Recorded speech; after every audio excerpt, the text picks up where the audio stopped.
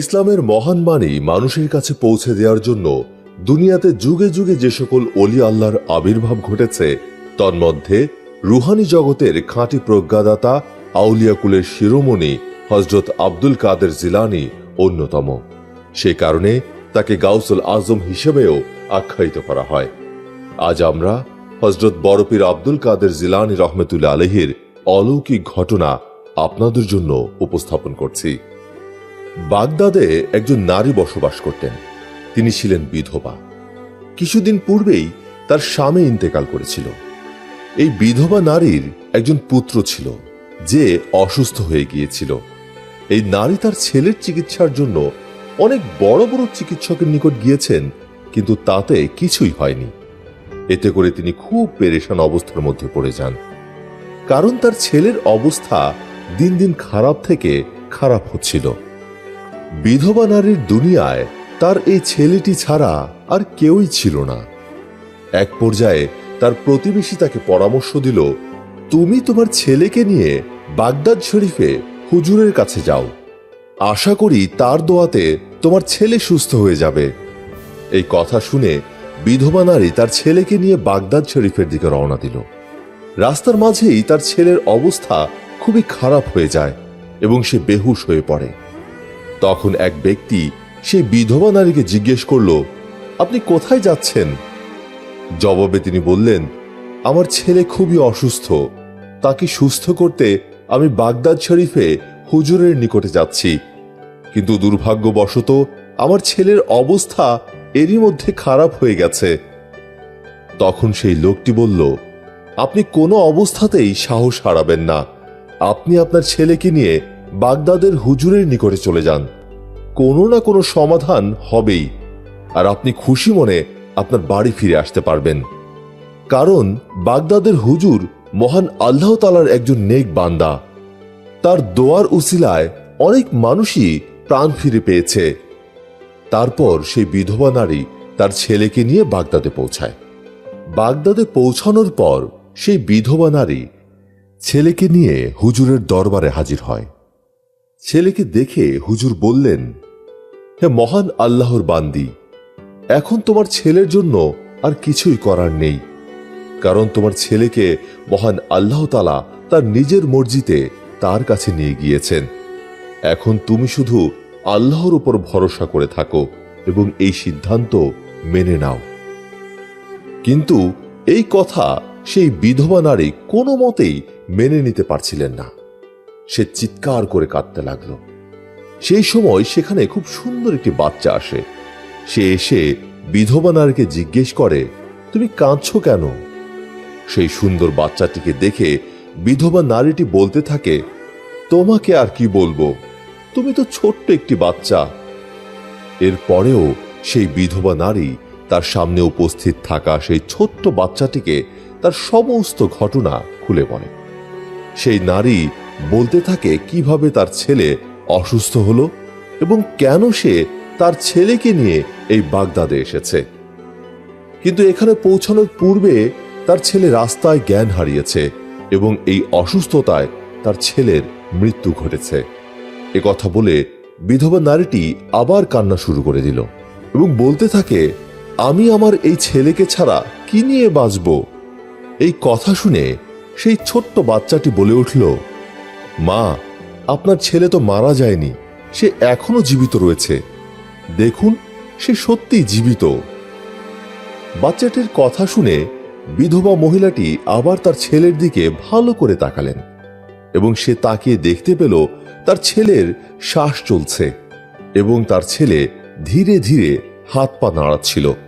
তখনই সেই বিধবা নারী অবাক হয়ে সুন্দর বাচ্চাটিকে জিজ্ঞেস করল, আমার মৃত পুত্র কিভাবে জীবিত হলো? কারণ সে তো আমার সামনে প্রাণ ত্যাগ করেছিল।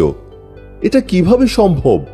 নাকি আমার পুত্র শুধুমাত্র অসুখের কারণে বেহুশ অবস্থায় ছিল তখন? সুন্দর বাচ্চাটি জবাব দিল, মহান আল্লাহর হুকুমে আপনার পুত্র আবার জীবিত হয়েছে। আপনার ছেলে অসুখের কারণে বেহুশ হয়নি, বরং সে এই দুনিয়া থেকে বিদায় নিয়েছিল।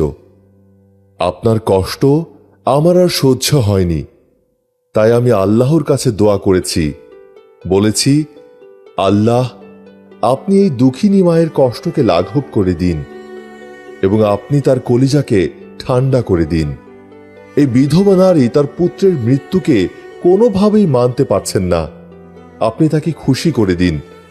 আপনি সব কিছু করতে পারেন, আপনার জন্য কোনো কিছুই অসম্ভব নয়। আপনি চাইলে সব হতে পারে। দোয়ার উসিলায় মানুষের তাকদীর পর্যন্ত বদলে যায়। আর আপনি তো সকল ক্ষমতার মালিক, আপনি চাইলে তার সমস্ত শক্তি ফিরিয়ে দিতে পারবেন। আপনি এই ছেলেকে পুনরায় হায়াত দিন। আমি এভাবেই মহান আল্লাহর কাছে দোয়া করেছি এবং মহান আল্লাহ তাআলা আমার দোয়া কবুল করেছেন। এখন আপনার পুত্র আপনার নিকট সহি সালামত অবস্থায় রয়েছে। তখন সেই বিধবা নারী সেই বাচ্চাটিকে জিজ্ঞেস করলেন, আমি সবই মানছি, কিন্তু তুমি কে? তোমার পরিচয় কি?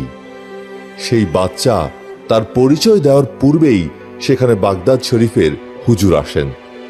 সেই মহিলার ছেলেকে পুনরায় জীবিত দেখে হুজুর বুঝতে পারলেন সেখানে কি ঘটেছে।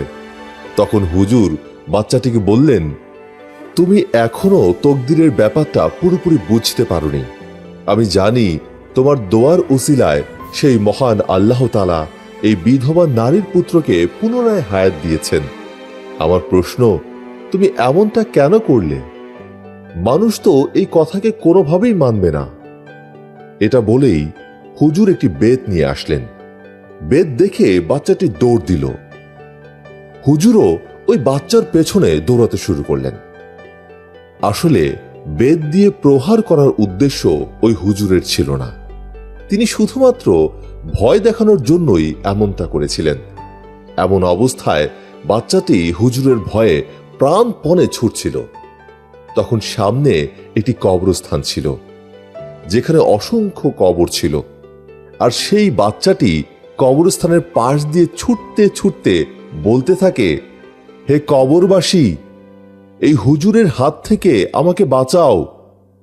আর সেখানেই ঘটে একটি অদ্ভুত ঘটনা। ছোট্ট বাচ্চার কথায় কবরস্থানের সমস্ত কবর থেকে মুর্দারা উঠে আসতে শুরু করলো এবং তারা সেই ছোট্ট শিশুটির সামনে ঢালের মতো দাঁড়িয়ে গেল। অর্থাৎ এক পাশে হুজুর এবং অন্য পাশে কম বয়সী ছেলেটি এবং তাদের মাঝে কবর থেকে উঠে আসা সেই সব মুর্দারা। এই দৃশ্য দেখে হুজুর সেই বাচ্চাটিকে বললেন, আমি জানি তুমি আসলে কে। আমি তোমার ক্ষমতার সাথে পেরে উঠব না। আমি শুধু বলেছিলাম তুমি এত ছোট বয়সে তোমার ক্ষমতা দেখিও না, কারণ লোকেরা তোমার এই সমস্ত বিষয় বিশ্বাস করবে না এবং পরবর্তীতে তোমার উপরে আঙুল তুলে কথা বলবে, তোমাকে দোষারোপ করবে। তখনই বাচ্চাটি বলে উঠল, হুজুর, আমি তো ইচ্ছে করে করিনি। সেই মাটি কিভাবে কান্না করছিল, আর সেই মাকে কান্নার অবস্থায় দেখে আমি সহ্য করতে পারিনি। এই মা কিভাবে তার সন্তানের মৃত্যু সহ্য করবে? সে কিভাবে একা একা তার সন্তানকে দাফন করবে?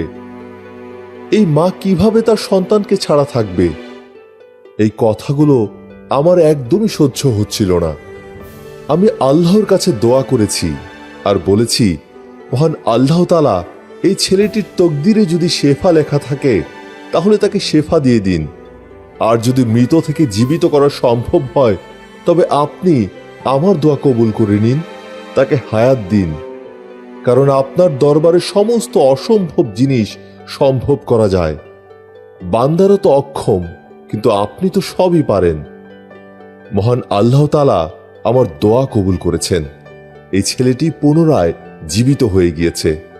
এখন আপনি বলুন, আমি এখানে কি ভুল করেছি?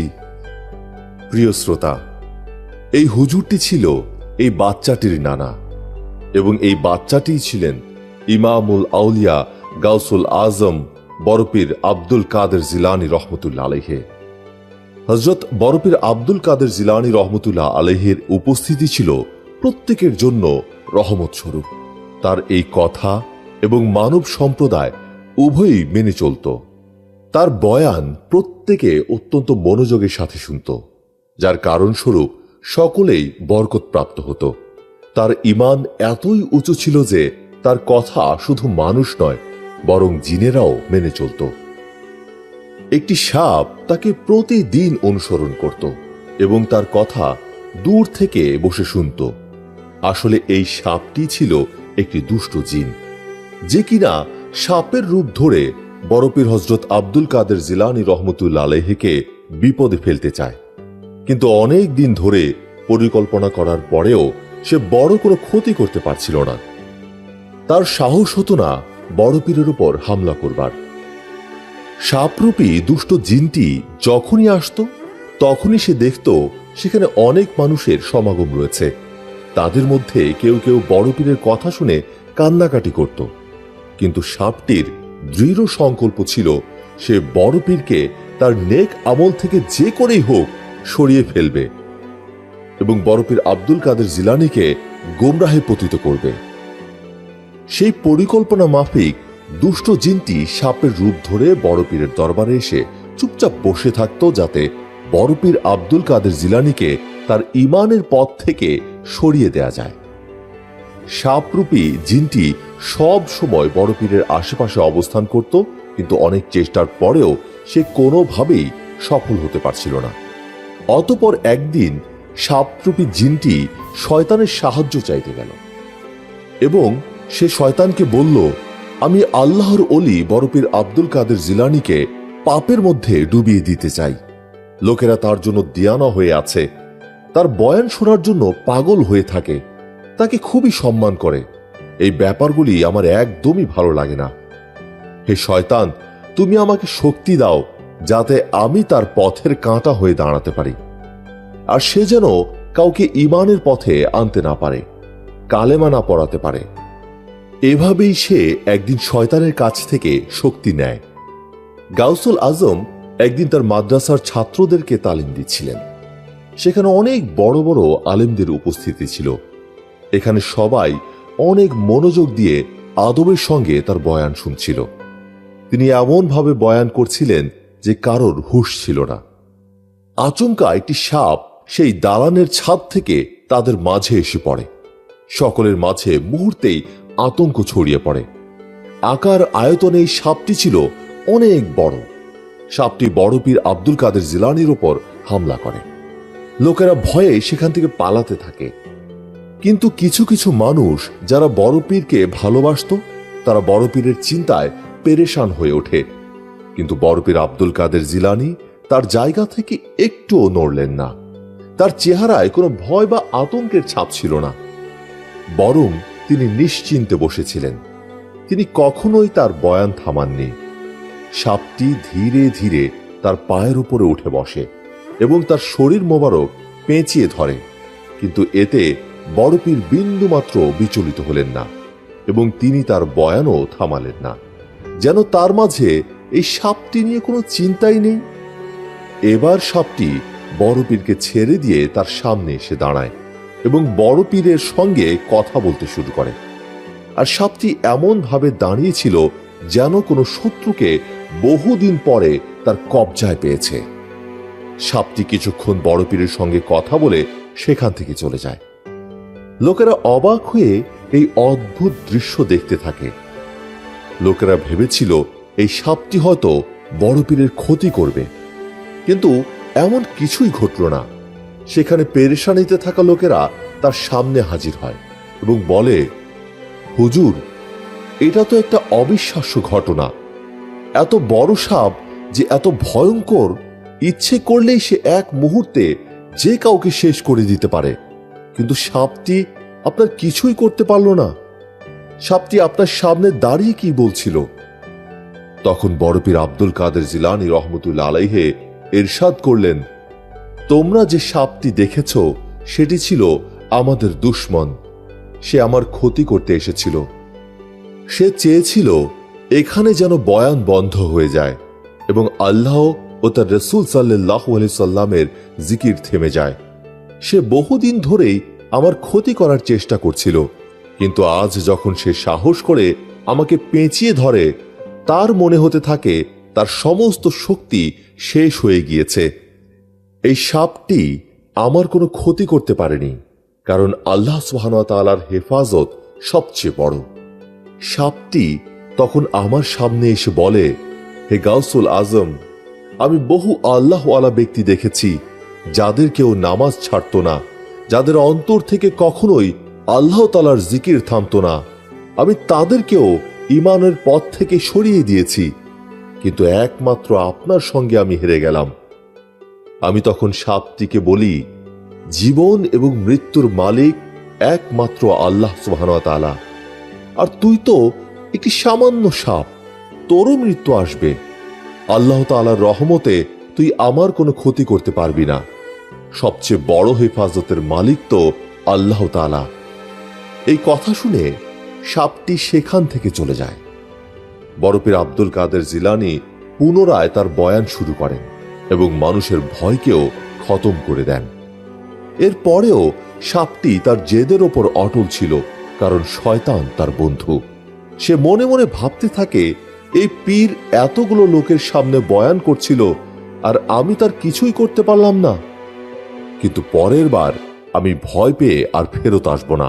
আমি এই পীরকে তার ঈমান থেকে সরিয়ে ছাড়বই। আসলে সাপরূপী জিনটি জানত না ইনি কোনো সাধারণ পীর নন। ইনি হলেন পীরদের পীর, পীরানে দস্তগীর বরপীর আব্দুল কাদের জিলানী রহমতুল্লাহ আলাইহে। সাপটি অপেক্ষা করতে থাকে কোনো একদিন পীরকে একা পেলে ক্ষতি করবে এবং ইসলাম থেকে সরিয়ে আনবে। একদিন এই সাপটি তার সুযোগ পেয়ে যায়।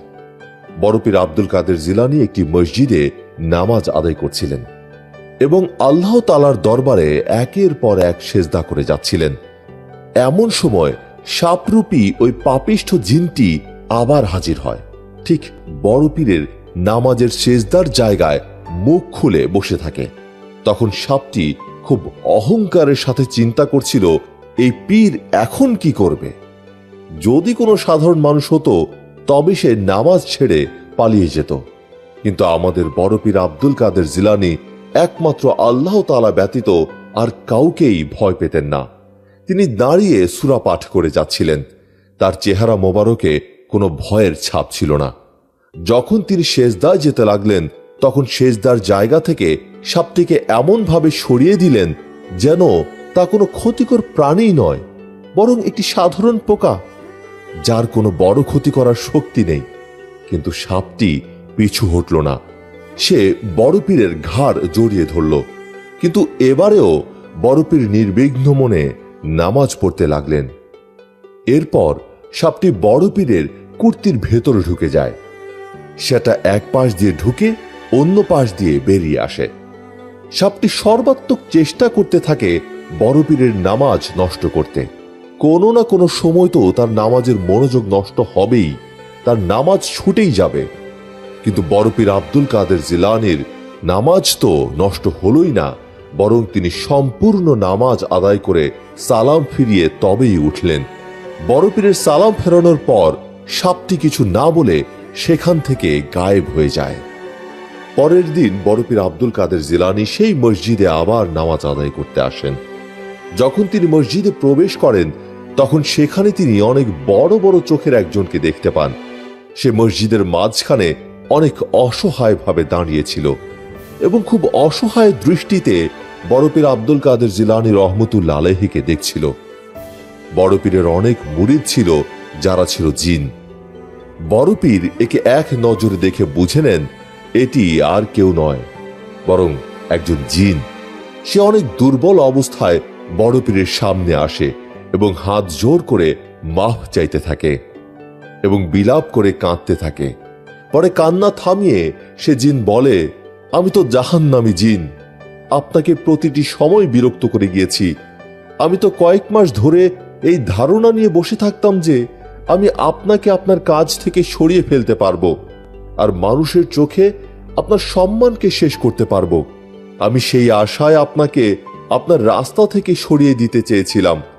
আমি এমন অনেক আল্লাহওয়ালাকে আল্লাহর রাস্তা থেকে সরিয়ে দিয়েছি, কিন্তু আপনার মতো এমন কাউকে পাইনি।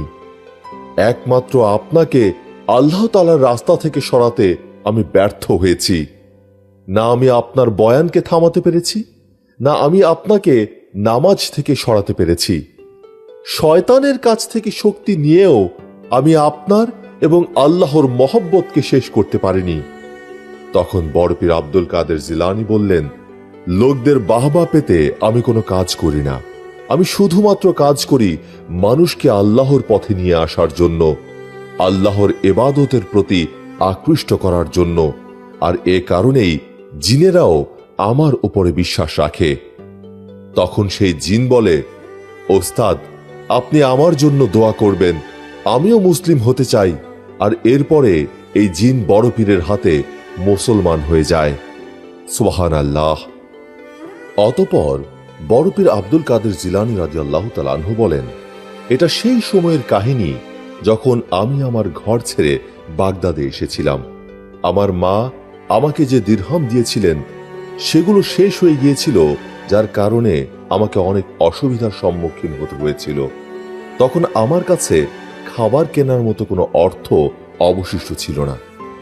তখন এমন পরিস্থিতির মধ্যে পড়েছিলাম যে কে আমাকে সাহায্য করবে? রিজিক তো শুধুমাত্র আল্লাহ তাআলার তরফ থেকে আসে। আমার লজ্জা লাগছিল এই ভেবে যে আমি কার কাছে সাহায্য চাইব বা কাকেই বলবো আমি ক্ষুধার্ত। আমি যেখানে ছিলাম সেখানে আমার খুব কাছে একটি জঙ্গল ছিল। যদি সেই জঙ্গল থেকে কোনো ফল সংগ্রহ করতে পারি তবে তা হবে আল্লাহ তাআলার নিয়ামত। তবুও কোনো মানুষের সামনে মাথা নত করা, এটি আমি কিছুতেই মেনে নিতে পারছিলাম না। আমি তো ঋণের পক্ষে কখনোই ছিলাম না, কিন্তু কি করব, অনেক খুঁজেও তো সেই জঙ্গলে কোনো ফল পেলাম না। তখন অবস্থা এমন দাঁড়ালো, ক্ষুধায় হয়তো আমার দমটাই শেষ হয়ে যাবে। একে তো আমার প্রচন্ড ক্ষুধা, তার উপর এই জায়গায় কিছুই মিলছিল না। তখন আমি আল্লাহ তাআলার কাছে দোয়া করি, হে আল্লাহ, আপনি আমার একটি ব্যবস্থা করে দিন। তখন আমি নদীর ধারে গেলাম এই আশায় সেখানে হয়তো কোনো খাবার পাব। তারপরে দেখি সেখানে আমার আগে অনেক দরবেশ এসে বসে রয়েছে। যদি আমি সেখানে কিছু পেয়েও যাই তবে সেটার ওপর সকলে ঝাঁপিয়ে পড়বে। আমি পুনরায় শহরে ফিরে আসি এবং খাবারের সন্ধান করতে থাকি, কিন্তু শহরেও আমি কিছু পেলাম না। তখন আমি একেবারে নিরুপায় হয়ে মসজিদের এক কোণায় বসে পড়ি এবং আল্লাহ তাআলার জিকির করতে শুরু করি। প্রচন্ড ক্ষুধা ও তৃষ্ণায় চোখে অন্ধকার দেখতে শুরু করলাম। আমি এতটাই দুর্বল হয়ে গিয়েছিলাম যে আমি দাঁড়াতেই পারছিলাম না। ঠিক তখনই গায়েবী আওয়াজ আসে, আব্দুল কাদের, ক্ষুধা এখন তোমার সহ্য ক্ষমতার বাইরে চলে গেছে। যাও, তুমি কারো কাছ থেকে ধার করো, নিজের জন্য রুটির ব্যবস্থা করো। কিন্তু এই কথা তিনি কিছুতেই বুঝতে পারছিলেন না যে তিনি কার কাছ থেকে ধার করবেন। কিন্তু কোনো উপায় না দেখে বড় পীর পুনরায় শহরের দিকে পা বাড়ালেন। দোকান তো অনেক ছিল, কিন্তু বড় পীরের চোখে একটি দোকান পড়ল, যেখানে দোকানদার গরম গরম তন্দুরি রুটি বানাচ্ছে। বড় পীর সেই রুটির দোকানে গেলে দোকানদার তাকে চিনতে পারেনি, কারণ এই সমস্ত দোকান থেকে তিনি কখনোই কিছু কেনেননি। মহান আল্লাহ তাআলা সেই রুটির দোকানদারের মনে একরকম অনুভূতি সৃষ্টি করে দিলেন যে এই ব্যক্তি আল্লাহ তাআলার একজন খাস বান্দা, আর এই ব্যক্তি এই বয়সে মহান আল্লাহ তাআলার ইবাদতে নিজেকে উৎসর্গ করেছে। আর এ কারণে এই ব্যক্তির জন্য রুটির ব্যবস্থা করা আমার দায়িত্ব। তখন সে দোকানদার মহান আল্লাহ তাআলার রহমতে বলে উঠলেন, আপনি কি আব্দুল কাদের? উত্তরে বড় পীর আব্দুল কাদের জিলানী বললেন, হ্যাঁ, আমি আব্দুল কাদের। দোকানদার পুনরায় জিজ্ঞাসা করলেন, সেই আব্দুল কাদের যিনি বাগদাদ থেকে এসেছেন এলম হাসিল করার জন্য? জবাবে তিনি বললেন, আমি সেই আব্দুল কাদের। এবার রুটির দোকানি বললেন, বলুন আপনি কি নিতে চান? এবার বড় পীর আব্দুল কাদের জিলানী বললেন, আমি যদি রোজ তোমার দোকান থেকে একটি করে রুটি নেই, তুমি কি আমাকে তা দেবে? আমি খুবই ক্ষুধার্ত আর ক্ষুধার কষ্ট সহ্য করতে পারছি না। তখন দোকানদার বললেন, আপনি এমন করে কেন বলছেন? এই সমস্ত রুটি আপনার, আপনি চাইলে সবগুলো রুটি নিয়ে নিতে পারেন, এ ব্যাপারে আমার কোনো আপত্তি নেই। কিন্তু বড় পীর আব্দুল কাদের জিলানী রাদিয়াল্লাহু তাআলা আনহু বললেন, আমার সমস্ত রুটির দরকার নেই, তুমি রোজ আমাকে একটি করে রুটি দিও, আর এর বদলে যখনই আমার কাছে পয়সা হবে আমি তোমার ধার শোধ করে দেব, কারণ আমি আমার মাথার উপরে কোনো রকম ঋণের বোঝা রাখতে চাই না। তখন দোকানি জবাব দিলেন, জনাব, আমার এসব কিছু যায় আসে না। আমি যখন একবার বলেছি এই সমস্ত রুটি আপনার, তার অর্থ এই সমস্ত রুটি সত্যি আপনার। এবার বড় পীর আব্দুল কাদের জিলানী বললেন, আমার শুধু একটি রুটি হলেই হবে, যাতে আমার পেট ভরে যায় এবং আমি পুনরায় আমার তালিম শুরু করতে পারি। বড় পীর বর্ণনা করেন, আমি পুনরায় জঙ্গলে ফিরে আসি এবং আল্লাহ তাআলার শুকরিয়া আদায় করতে থাকি। আমি আবার ইলম তালিম করতে শুরু করি এবং হাসিল করতে থাকি, আর এভাবেই দিন চলে যেতে লাগলো। একদিন আমার খেয়াল হলো, আমি তো সেই রুটির দোকানের কাছ থেকে প্রতিদিন রুটি নিচ্ছি, আর সেই দোকানি আমাকে খুশি মনেই রুটি দিচ্ছে, আর সে আমাকে অনেক সম্মান করে, কিন্তু আমি প্রতিদিন তার নিকট ধার করে যাচ্ছি। এটা কি ঠিক হচ্ছে? আর আমি তাকে ওয়াদা করেছি তার সমস্ত পাওনা আমি শোধ করে দেব। এই কথা মনে আসার সঙ্গে সঙ্গে আমি নিজেকে বলি, এই আব্দুল কাদের, ধার তো ধারই, আর তোমাকেই তো তা শোধ করতে হবে, কিন্তু আমি পয়সা কোথায় পাব? এই কথা মনে হবার পর আমি এতটাই লজ্জা পাই যে আমি তার কাছ থেকে কিছুদিন রুটি নেওয়া বন্ধ করে দেই। আমি কিভাবে তার সামনাসামনি হব? এভাবে কিছুদিন চলে যায়। আমি আর সেই রুটির দোকানের কাছে যাইনি। একদিন আমি ভাবছিলাম সেই রুটির দোকানের ধার কিভাবে পরিশোধ করা যায়। তখন আমার কাছে একটি গায়েবী আওয়াজ আসে। সেখানে শুনতে পাই কেউ একজন বলছে, আব্দুল কাদের, আপনার ধারের দায়িত্ব আল্লাহ তাআলা নিয়েছে, আপনি কেন এত চিন্তা করছেন?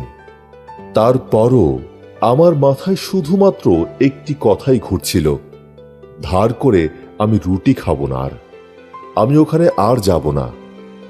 আমি ঠিক করে নিয়েছিলাম এই রুটি দোকানদারের কাছে আমি কখনোই যাব না যতক্ষণ না পর্যন্ত আমার কাছে অর্থ আসে, আর তার কাছ থেকে আমি আর রুটিও নেব না। এবার আবার গায়েবী আওয়াজ আসে এবং শুনতে পাই, আব্দুল কাদের, ঋণ আপনাকে শোধ করতেই হবে, আর মহান আল্লাহ তাআলা আপনাকে অনেক ভালোবাসেন। আপনি ধার নিয়ে চিন্তা করবেন না, এই ধারের দায়িত্ব আল্লাহ তাআলা নিয়েছেন, যিনি এই সমস্ত দুনিয়ার মালিক। তখন আমি বলি, এই ধার করা রুটির দাম কিভাবে পরিশোধ করব? তখন আবার গায়েবী আওয়াজ আমাকে বলে, আব্দুল কাদের, আপনাকে জায়গার কথা এখন বলা হবে, আপনি সেখানে চলে যান, কিন্তু কারো সঙ্গে এ ব্যাপারে কোনো কথা বলবেন না। সেখানে আপনি যাবেন, যেটা দেখবেন সেটা নিয়ে চলে আসবেন, আর ওই বস্তুটি দিয়েই দোকানদারের ধার শোধ করে দেবেন।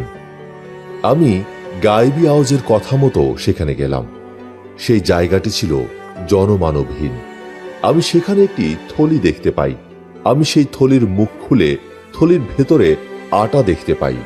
সেই আটা দেখে মনে হচ্ছিল মাত্রই তা আনা হয়েছে। আমি দেখে অনেক খুশি হই, আর সেটা নিয়ে রুটির দোকানের নিকট ফিরে যাই। থলেটি দেখে দোকানি জিজ্ঞেস করল, হুজুর, এটি কি? যদিও সে বুঝতে পারছিল এটি একটি আটার থলে। তারপরে আমি বললাম, তুমি নিজে দেখে নাও। কিন্তু যখনই সেই দোকানি থলে খোলে, সে চিৎকার করে ওঠে। সে চিৎকার করে বলে ওঠে, এটি তো আটার থলে নয়। তখন আব্দুল কাদের জিজ্ঞাসা করল, কেন, তুমি কি দেখতে পেয়েছ? তখন দোকানি বলল, এর ভেতরে তো স্বর্ণ রয়েছে। আপনি তো আমার কাছ থেকে খুব বেশি রুটি নেননি, তা তো অর্থ দিয়ে পরিশোধ করে দিলেই হতো। আপনি কেন আমাকে স্বর্ণের থলে দিলেন? তখন আব্দুল কাদের জিলানী রাদিয়াল্লাহু তাআলা আনহু বললেন, তোমার রিজিকের দায়িত্ব নিয়েছেন স্বয়ং আল্লাহ তাআলা। তিনি নিজেই খুশি হয়ে তোমাকে এই থলেটি দিয়েছেন।